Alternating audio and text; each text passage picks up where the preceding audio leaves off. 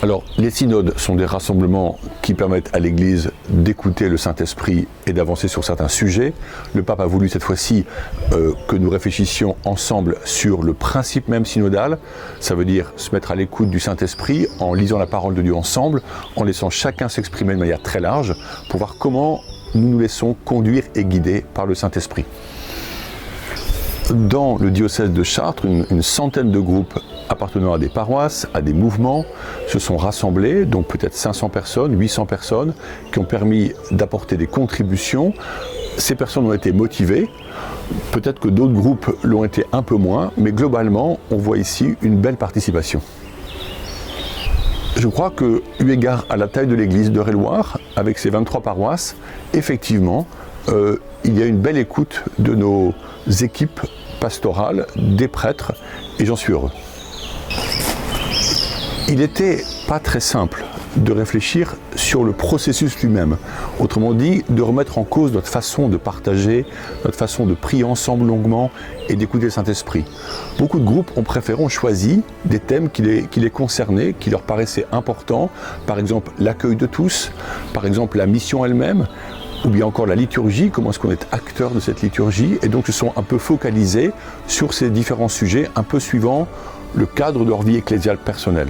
Mais j'espère en tout cas que chacun des groupes a pris conscience que l'invocation du Saint-Esprit, le fait de prier ensemble, est facteur d'un renouveau dans l'écoute du Seigneur. Une équipe de 7 personnes s'est mise en place autour de Édouard et Marie, qui ont accepté de coordonner cette équipe. Le pape avait demandé non pas une synthèse, mais un discernement. Ça veut dire que, rassemblant par Internet ou par des courriers toutes les contributions, avec des éléments très foisonnants, très larges, ils ont dû à la fois effectivement synthétiser les verbatims, les paroles, mais aussi essayer de prier ensemble pour comprendre où l'Esprit Saint, on pourrait dire, mettait l'accent, nous orienter, nous guider. Donc c'est un travail qui a permis de faire un document qui a été envoyé au niveau de la conférence des évêques de France, qui elle-même, rassemblant ces documents, eh bien, proposera une synthèse, un document en tout cas synthétique. Le sort d'abord, c'est que beaucoup de gens veulent s'impliquer. Il y a une demande des laïcs chrétiens d'être au cœur du discernement des missions de l'Église.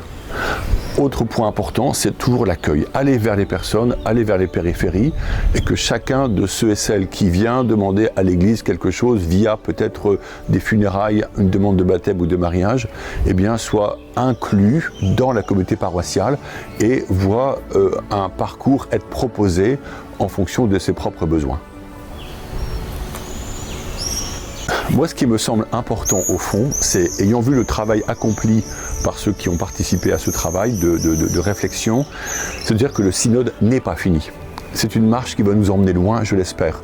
Et que j'espère que l'expérience synodale des groupes qui se sont inclus dedans va faire que demain, ces mêmes groupes, incluant d'autres gens, vont continuer à prier ensemble, à méditer la parole de Dieu, à invoquer l'Esprit Saint pour voir où nous sommes conduits dans la mission de l'Église de demain. Voilà, pour que nous ne soyons pas comme figés sur un processus déjà acquis, mais qu'on se laisse surprendre par des appels nouveaux et un avenir qui, je l'espère, sera très missionnaire.